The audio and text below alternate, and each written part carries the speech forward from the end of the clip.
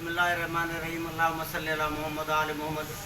अॼु असां वटि CD 14 मॉडल जो आख़िरी यानी 15 जो शुरू मॉडल आयो आहे, जंहिंमें पेट्रोल खाइण जो मर्ज़ आहे। पेट्रोल तमामु घणो थी खाए।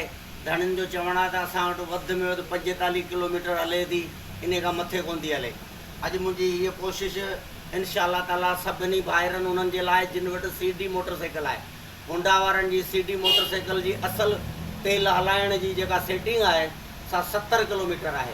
इंशाअल्लाह ताला हिननि भाइरनि सां मुंहिंजो वाइदो आहे त आउं 70 किलोमीटर ट्यूनिंग खां पोइ हिनखे हलाईंदुसि। मुंहिंजी ट्यूनिंग गौर सां ॾिसो ऐं हिन ट्यूनिंग खे चेक करियो।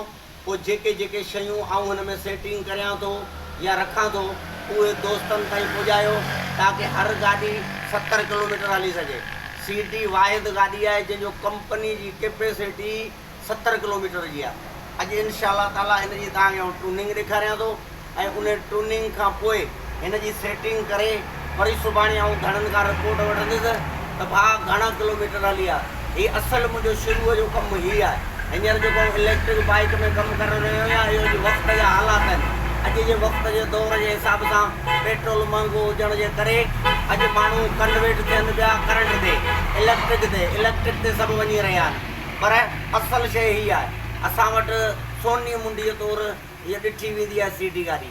ऐं CD गाॾी कॾहिं बि न ख़तमु थियण वारी गाॾी आहे, हमेशह ज़िंदा रहण वारी गाॾी CD 70 आहे।